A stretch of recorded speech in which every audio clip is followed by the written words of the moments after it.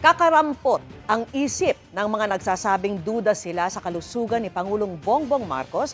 Ayon po yan kay Executive Secretary Ralph Recto. Nakatutok si Jonathan Andal.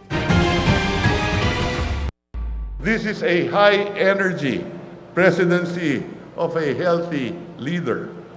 Walang wheelchair, walang tungkod, at hindi uugod-ugod. Sa kanya mismong baluarte sa Batangas, pinatamaan ni Executive Secretary Ralph Recto ang mga anyay kakarampot na nagsasabing may sakit si Pangulong Bongbong Marcos. Nilitanya pa ni Recto ang mga aktibidad sa mga nakaraang araw ng Pangulo na tinawag niyang Master of Multitasking. Hindi po yan ang diskarte ng isang low-bat na leader.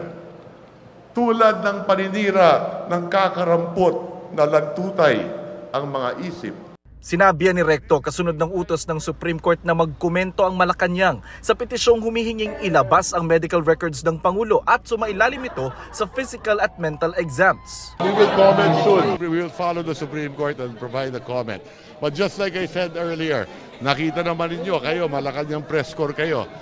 Hindi nga ninyo kaya sumabay sa Pangulo pag siya tumatakbo. Sir, may tinutukoy kayo doon sa sinabi niyo may uugod-ugod, naka-wheelchair. May tinutukoy ba kayo doon, sir? Ang tinutukoy ko, malakas ang Pangulo. Sinagot din ni Recto ang sinabi ni Vice President Sara Duterte na suportado ni Pangulong Marcos at ng makinarya ng administrasyon si dating Senador Antonio Trillanes na nag-aakusa na may nakaw na yaman ang mga Duterte. Hindi ko alam ang mga paratang na binabakap. Ang masasabi ko lang, nagtugma yung kanyang mga testimony dun sa report ng AMLA.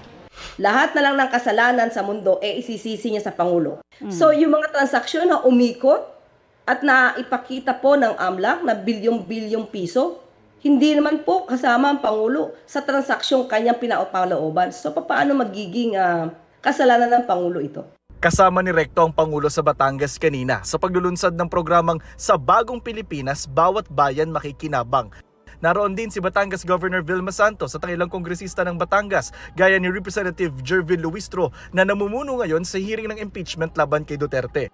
Sa ilalim ng programa, lahat ng higit 42,000 barangay sa buong bansa bibigyan ng tig 200,000 piso. Ang kalahati ay pambili ng gamit ng barangay at ang kalahati ay mapupunta sa mapipiling 5 presidential scholars bawat barangay.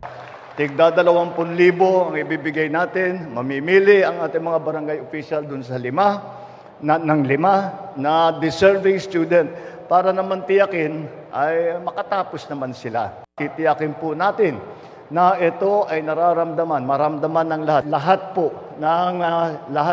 ng taong bayan, lahat po ng ating mga kababayan. Mula sa Batangas, Jonathan Andal, nakatutok, 24 oras.